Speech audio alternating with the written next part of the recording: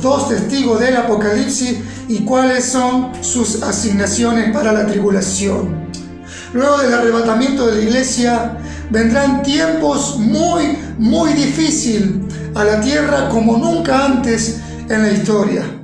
Primero, el templo espiritual será arrebatado y comenzará lo que la palabra describe, tiempo de angustia para Jacob. Pero a pesar de todo eso, el Señor siempre levantará siervos para predicar la palabra del Señor y le dará su sustento. Siempre usó instrumentos para hablar al mundo, abrió boca para llenarla de su presencia y de sus palabras. Y ahora usará a 2 profetas para hablar al mundo de que su palabra va a ser escuchada y va a ser proclamada. Serán personas preparadas y su boca será respaldada por el poder de Dios. Aleluya. Estos 2 se levantarán en un tiempo donde el pueblo de Dios será probado, donde Dios tomará un tiempo para probar al pueblo de Israel, el pueblo escogido por Dios.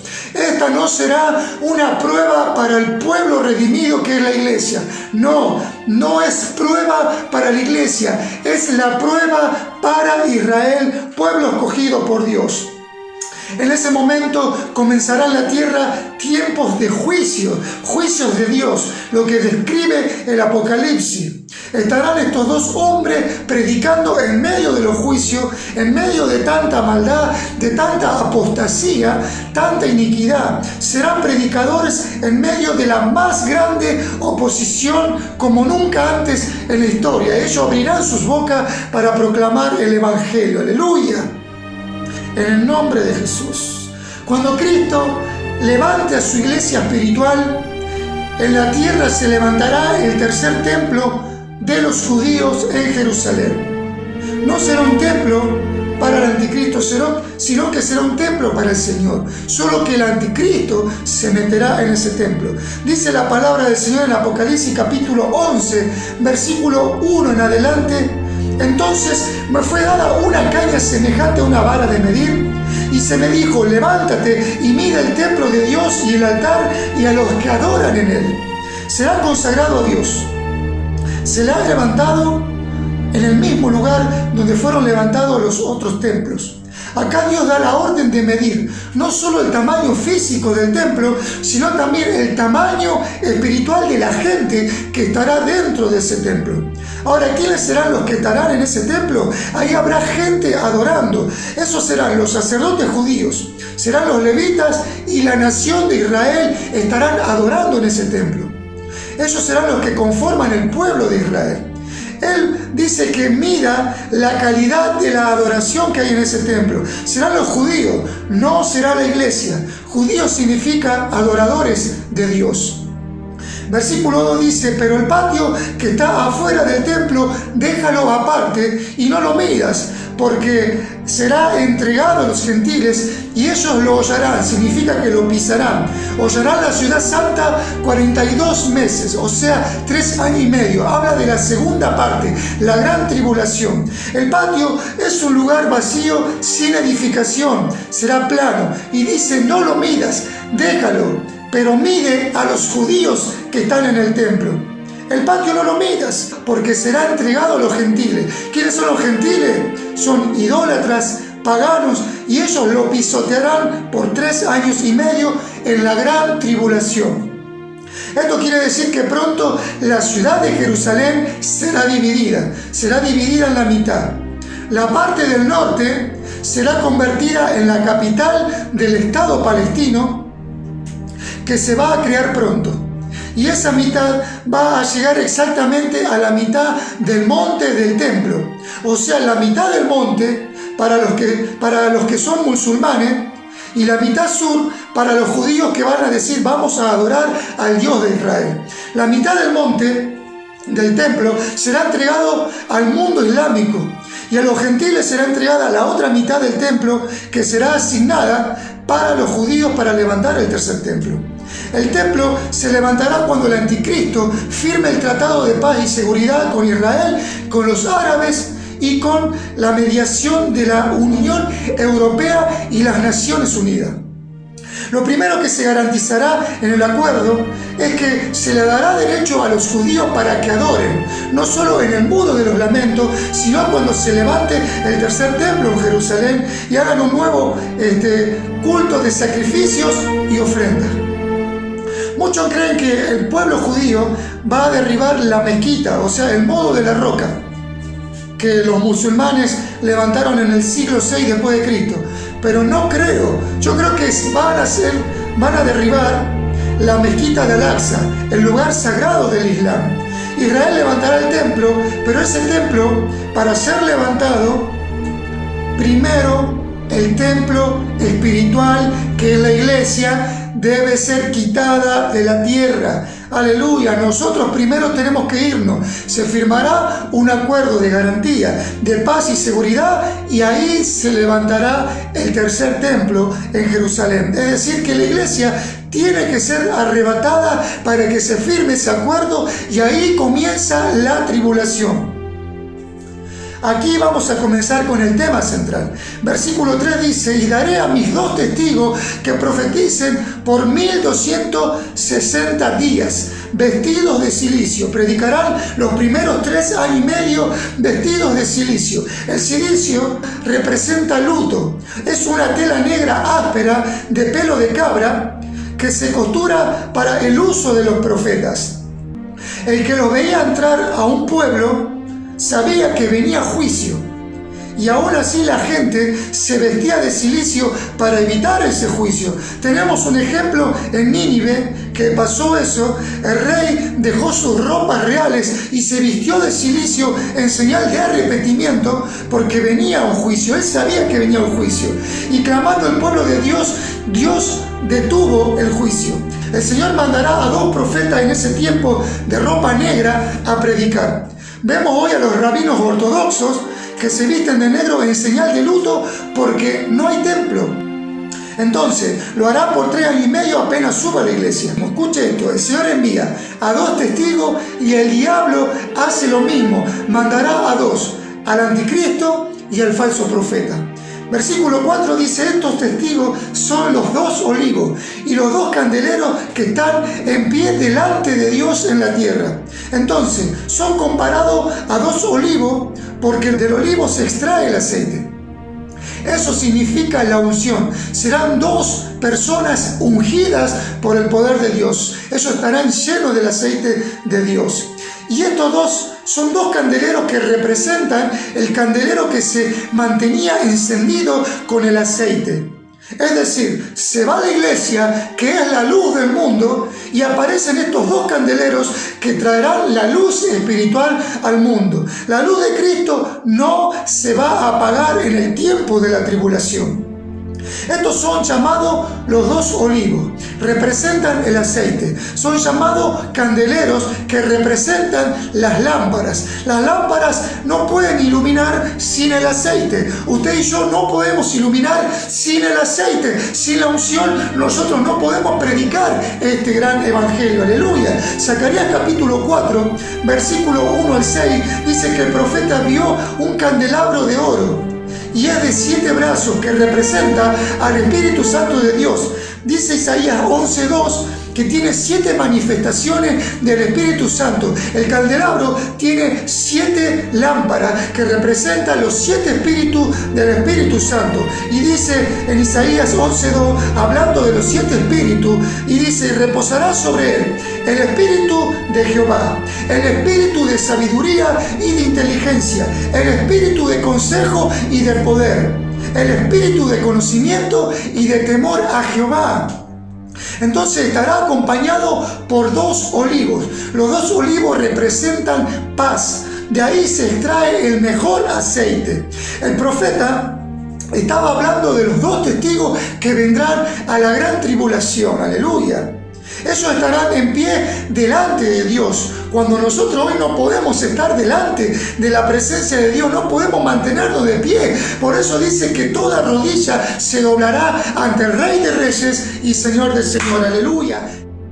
La palabra testigo viene de la palabra mártir. Esos serán 2 testigos. Mártir en griego es martureo, que significa testificar, no solo con la boca, sino con la vida.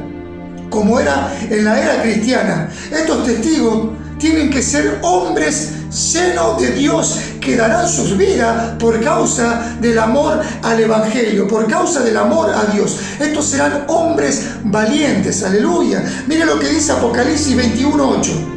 Dice que los cobardes no entrarán al reino de los cielos y les espera la segunda muerte, que es el lago de fuego. Eso te dice a ti y a mí, que no seamos cobardes en predicar la palabra del Señor. Significa que el verdadero cristiano va a hablar de Cristo, aun cuando le cueste la vida, va a seguir predicando lo que el Señor puso en su boca, aleluya. Mateo 10:28 dice: y no teman a los que matan el cuerpo, más bien el alma no pueden matar. Temed más bien a aquel que puede destruir el alma y el cuerpo en el infierno.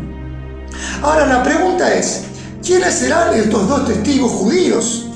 La Biblia no los menciona literalmente, dando su nombre, pero hay un dilema muy grande respecto a quiénes serán efectivamente los dos testigos. Muchos han dicho que pueden ser Juan el que escribió la primera, segunda y tercera carta de Juan y el Apocalipsis, porque hubo una escena entre Juan y Pedro, y Jesús habla con Pedro que estaba celoso de Juan. Vemos en la carta de Juan, capítulo 21, versículo 20 al 23, y viéndose Pedro, vio que le seguía al discípulo a quien amaba Jesús, hablando de Juan, el mismo que en la cena se había recostado al lado del Señor y le había dicho: Señor, ¿quién es el que te va a entregar? Cuando Pedro le vio, dijo a Jesús: Señor, ¿y qué de este? Jesús le dijo a Pedro: si quiero que él se quede hasta que venga, ¿qué de ti? Sígueme tú. Este dicho se extendió entonces entre los hermanos, que aquel discípulo no moriría. Se comenzó a propagar un rumor de que Juan no moriría, pero Jesús no le dijo que no moriría, sino: si quiero que él se quede hasta que yo venga, ¿qué hay de ti, Pedro? Ahí vienen las malas interpretaciones. Entonces muchos malinterpretan este versículo de que Juan no moriría. Esto no es una profecía de Jesús. Jesús dijo: si me da la gana, dijo que tal vez no lo dejaría morir. Juan no será uno de los dos testigos. Juan murió. Ahora, vemos que Juan está profetizando lo que sucederá en la tribulación y está hablando todo lo que dice el Apocalipsis. Juan fue el que recibió la revelación del Apocalipsis en la isla de Patmos cuando estaba preso por predicar el Evangelio. Otros creen que es Enoc, el primer profeta de la historia, porque él no vio muerte. Si ustedes ven Génesis capítulo 5, versículo 24, dice que caminó Enoc con Dios y desapareció porque le llevó Dios. Pero Pablo dice en Hebreos capítulo 11, versículo 5, por la fe Enoc fue traspuesto, o sea, fue arrebatado, fue trasladado de un lugar a otro para no ver muerte, y no fue hallado porque lo traspuso Dios, y antes de que fuese traspuesto, tuvo testimonio de haber agradado a Dios. Este fue arrebatado para no ver la muerte, pero los dos testigos tendrán que morir. Entonces Enoc no puede ser uno de los dos testigos. Ahí dejamos y echamos por tierra que Juan y Enoc no pueden ser uno de los dos testigos. Entonces, ¿quién será el otro testigo? Aquí la Biblia nos da una pista. En Apocalipsis 11:5 dice: si alguno quiere dañarlos, sale fuego de la boca de ellos y devora a sus enemigos. Y si alguno quiere hacerle daño, debe morir de la misma manera. Estos tienen poder para cerrar el cielo a fin de que no llueva en los días de su profecía. Ahora, ¿quién hizo esto en la historia? El profeta Elías es el que hizo eso. Elías está conectado con el fuego. Si vemos en Primera de Reyes, capítulo 18, versículo 36 al 38, cuando llegó la hora de ofrecerles el holocausto, se acercó el profeta Elías y dijo: Jehová Dios de Abraham, de Isaac y de Israel, sea hoy manifiesto que tú eres el Dios de Israel y que yo soy tu siervo, y que por mandato tuyo he hecho todas estas cosas. Respóndeme, Jehová, respóndeme, para que conozca este pueblo que tú, oh Jehová, eres el Dios y que tú vuelves a ti el corazón de ellos. Aleluya. Entonces cayó fuego de Jehová y consumió el holocausto, la leña, las piedras y el polvo, y lamió el agua que estaba en la zanja. ¡Qué tremendo! El fuego cayó sobre ese altar. ¿Será un fuego literal o será un fuego espiritual? Aquí será un fuego espiritual. La palabra de Dios dice que es un fuego. Jeremías capítulo 5 versículo 14 dice: así ha dicho Jehová Dios de los ejércitos, he aquí, yo pongo mis palabras en tu boca, Jeremías, pongo mis palabras en tu boca por fuego, y a este pueblo por leña, y los consumirá. Jeremías 23 versículo 29 dice: ¿no es mi palabra como fuego? Dice Jehová, y como martillo que quebranta la piedra. ¡Wow! Jeremías 20, versículo 9 dice: dijo Jeremías, no me acordaré más de él, y ni hablaré más en su nombre.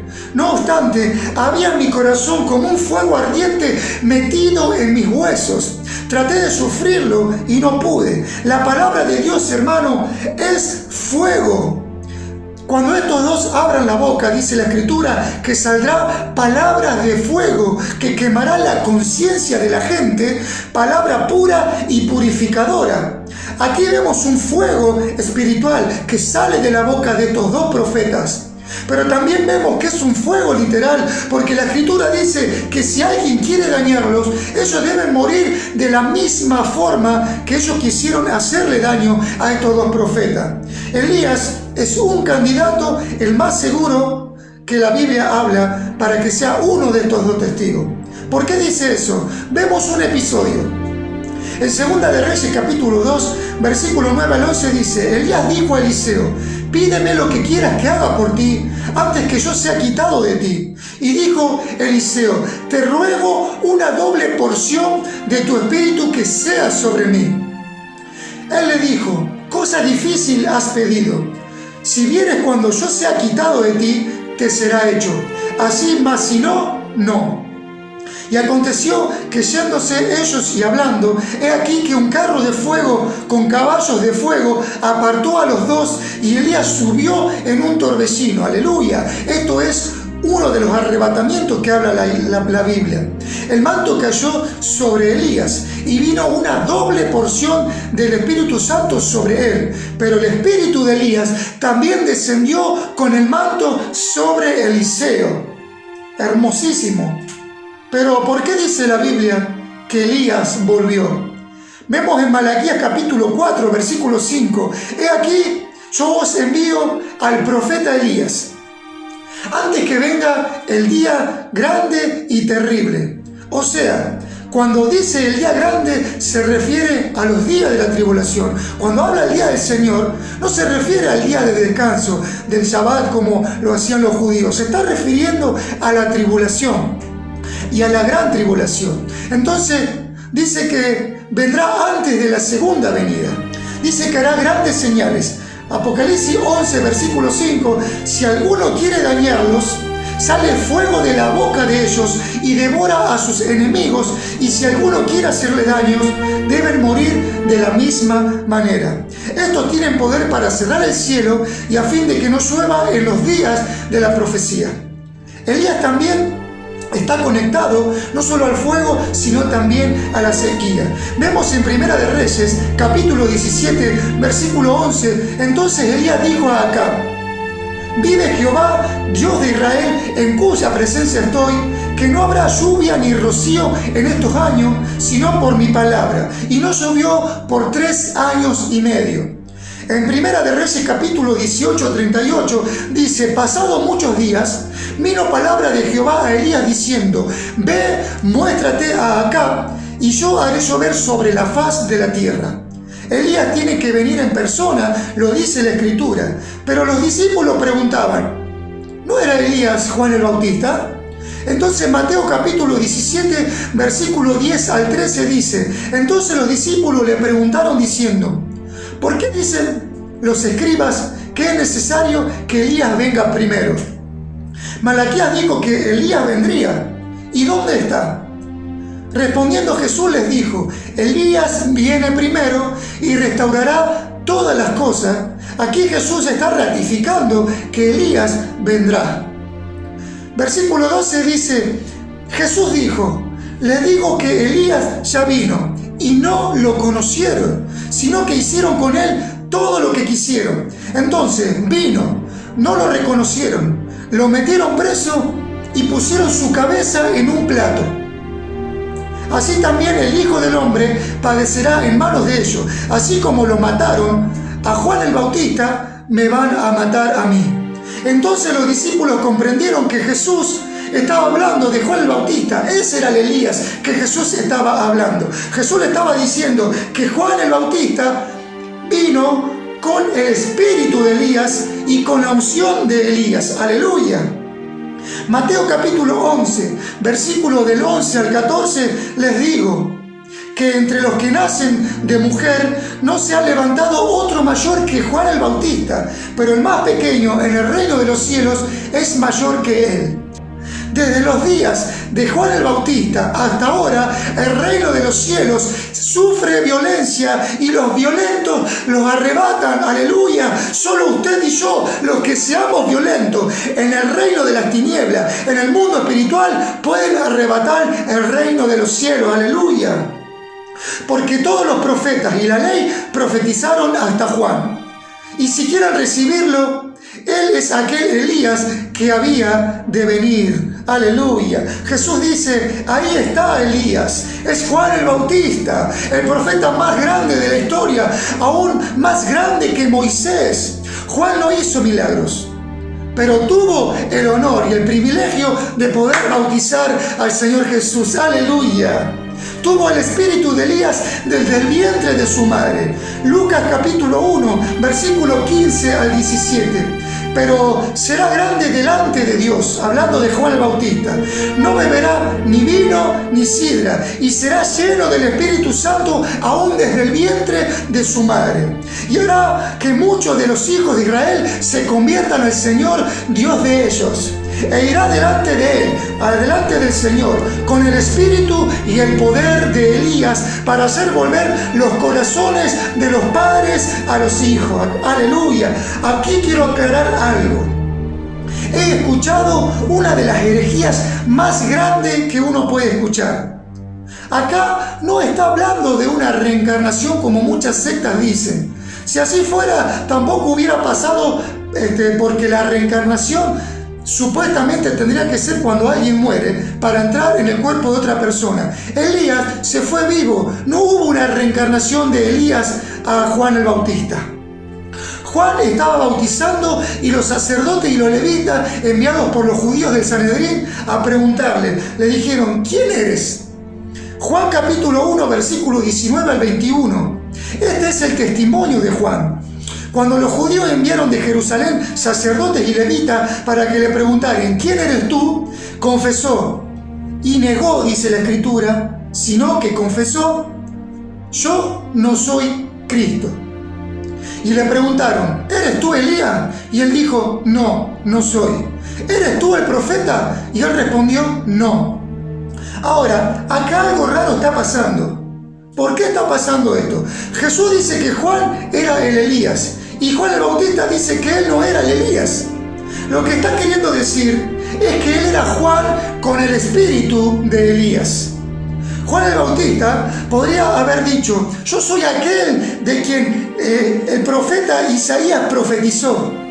Isaías capítulo 40, versículo 3 profetiza, voz que clama en el desierto, preparar camino a Jehová, enderezar calzada en la soledad a nuestro Dios.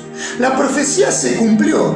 En Mateo capítulo 3, versículo del 1 al 3 dice, en aquellos días vino Juan el Bautista predicando en el desierto de Judea y diciendo, arrepentíos porque el reino de los cielos se ha acercado, pues este es aquel de quien habló el profeta Isaías cuando dijo, voz que clama en el desierto, preparad el camino del Señor y enderezar su senda. Aleluya, ve cómo se va cumpliendo la Escritura. Pero Juan ya había cumplido su misión de presentar a Jesús y lo bautizó y también preparó el camino delante del Señor. Acá vino con el espíritu de Elías Juan. Aleluya. Lo mismo sucedió con Eliseo cuando Elías fue levantado y su espíritu el espíritu de Elías vino sobre Eliseo. Usted puede verlo en 2 de Reyes, capítulo 2, versículo 15. Ahora, quiero llevarte al monte de la transfiguración. Dice que Jesús tomó a Pedro, a Jacobo y a Juan su hermano y los llevó aparte en un monte alto. Mateo capítulo 17 versículo 2 al 4 dice: y se transfiguró delante de ellos y resplandeció su rostro como el sol y sus vestidos se hicieron blancos como la luz. Y aquí les apareció ¿quién? Moisés y Elías hablando con él, con el Señor. Entonces Pedro dijo a Jesús: Señor, bueno es para nosotros que estemos aquí. Si quieres, hagamos 3 enramadas, una para ti, una para Moisés y otra para Elías. Aleluya. Aquí aparecen los dos vivos y en directo en el monte de la transfiguración, y Pedro y Jacobo y Juan fueron testigos. Entonces Elías tiene que venir. Jesús dijo que Elías tendría que venir. Ahora falta un candidato. Aquí estamos aclarando que Elías tiene que venir, pero falta un candidato. Juan no fue. Apocalipsis capítulo 11 versículo 6: y tiene poder sobre las aguas para convertirlas en sangre y para herir a la tierra con toda plaga cuantas veces ellos quieran. Aquí estamos viendo que Dios le dio la capacidad de tener misericordia a los dos testigos, ya que ellos pueden hacer lo que quieren y las veces que quieran. Hasta podrían destruir a todos. Miren lo que hacen estos dos testigos. Ahora, ¿quiénes hicieron esto en la historia? Moisés está conectado con las plagas. Si usted ve que en Éxodo capítulo 7:12, Moisés está conectado con las plagas de Egipto. En el caso de Moisés, mire esto. Puede ser muy difícil interpretar para muchos que sea Moisés, porque según Deuteronomio capítulo 34 versículos 5 y 6 dice que murió allí Moisés, siervo de Jehová, en la tierra de Moab, conforme ha dicho Jehová, y lo enterró en el valle en la tierra de Moisés frente a Beter Peor, y ninguno conoce el lugar de su sepultura hasta hoy. Entonces él fue enterrado por Dios, nadie lo vio, pero Satanás vio donde fue enterrado, y ahora le voy a decir por qué. Entonces muchos usan el texto que dice que está establecido para el hombre que muera una sola vez y luego el juicio. Sin embargo, esto no se aplica para todos los casos, ya que los milagros de Dios son alteraciones de las leyes naturales que estableció el hombre. Por ejemplo, usted ve que en la Biblia el Señor habla de que resucitó a Lázaro, resucitó Dorca, resucitaron otras personas que luego volvieron a morir. Murieron, resucitaron y volvieron a morir. Y aún en el arrebatamiento habrá miles de millones de cristianos que no conocerán la muerte. Otros conocieron la muerte y van a resucitar en el arrebatamiento de la iglesia. No necesariamente tienen que ser Enoc y Elías estos dos testigos. También ellos están en la presencia del Señor actualmente. ¿Por qué? Porque para muchos Dios podría levantar a otros dos testigos. Y también pueden hacer los mismos milagros que hicieron Elías y Moisés. Pero estos dos que estoy hablando ahora se alinean más con Elías y con Moisés.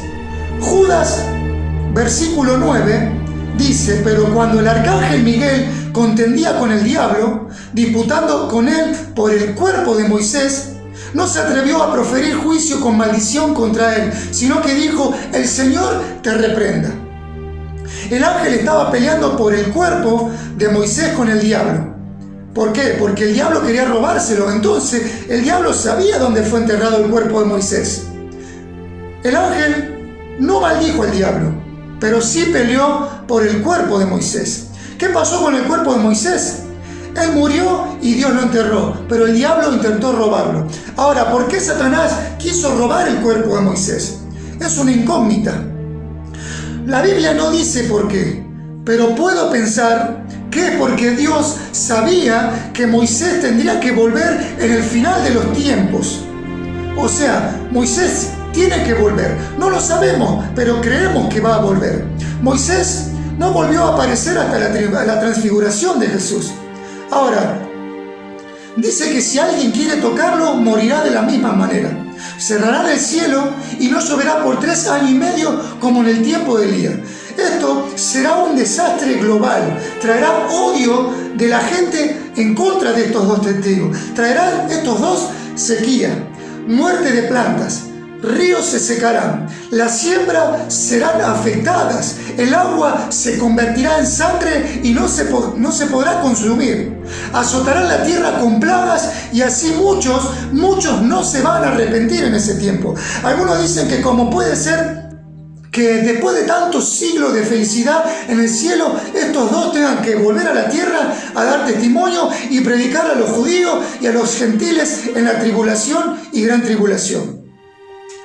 Bueno, pero aunque ellos estén felices en el cielo, como muchos dicen, tienen que volver porque la escritura se tiene que cumplir. La palabra de Dios siempre se cumple y se va a seguir cumpliendo. Aleluya. O también dicen que, ¿cómo puede ser que Elías no se encuentra en el cielo? Algunos dicen que no se puede llegar a encontrar en el cielo porque él dice que subió en un torbellino y no vio muerte. Si él estuviera en el cielo, es lo que muchos que cuestionan, tendría que estar con un cuerpo glorificado, con lo que es imposible que lo asesinen en la tierra. Más bien, habría quizás de encontrarse en un lugar reservado por Dios. Puede ser fuera de este mundo, quizás no en el cielo, de manera que a lo mejor ignoramos nosotros ese lugar que solo lo puede saber Dios. Estos dos testigos serán Elías y Moisés, porque ellos fueron los dos más influyentes en la historia judía.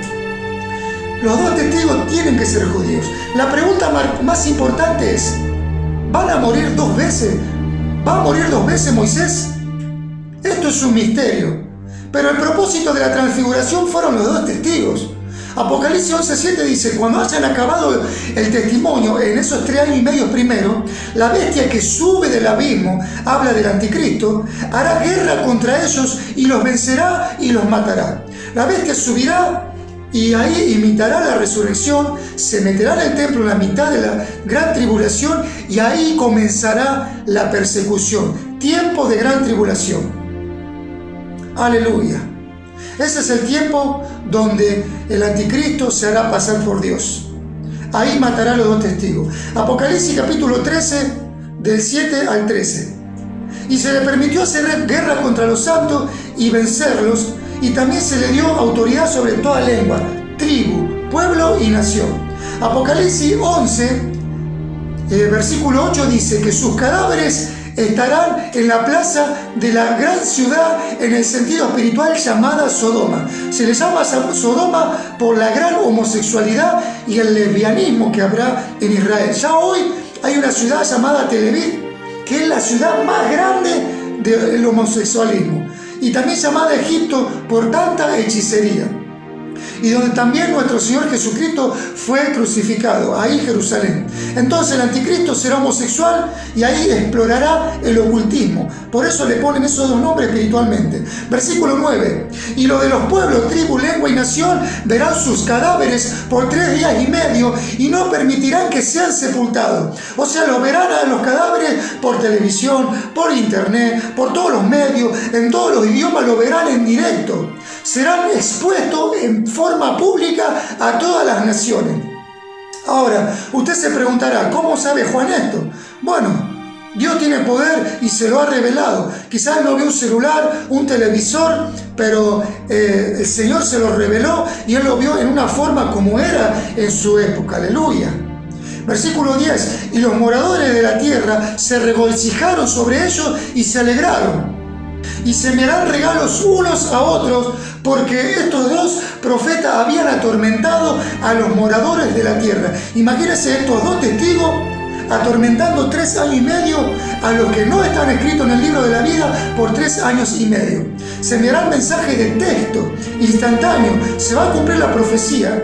Aún hoy vemos que hay satélite, televisión, internet, todo el mundo se estará enviando mensajes gozándose por la muerte de estos dos testigos. Y dice, después de 3 días y medio, entró en ellos el espíritu de vida enviado por Dios, y se levantaron sobre sus pies, y cayó un gran temor sobre los que vivieron.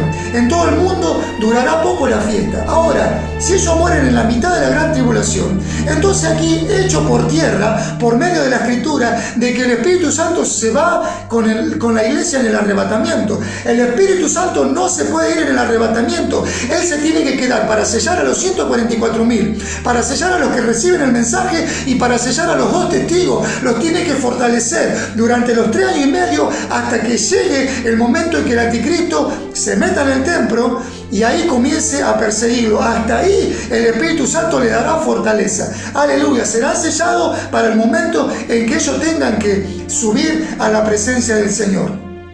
Y oyeron una voz del cielo que les decía, suban acá. Y subieron al cielo en las nubes, y sus enemigos lo vieron. Hermano, van a subir en forma visible como subió el Señor ahí en el capítulo 1 de Hechos, que los discípulos lo vieron cuando subió en una nube. Aleluya, estos 2 testigos serán arrebatados a los cielos en forma visibles.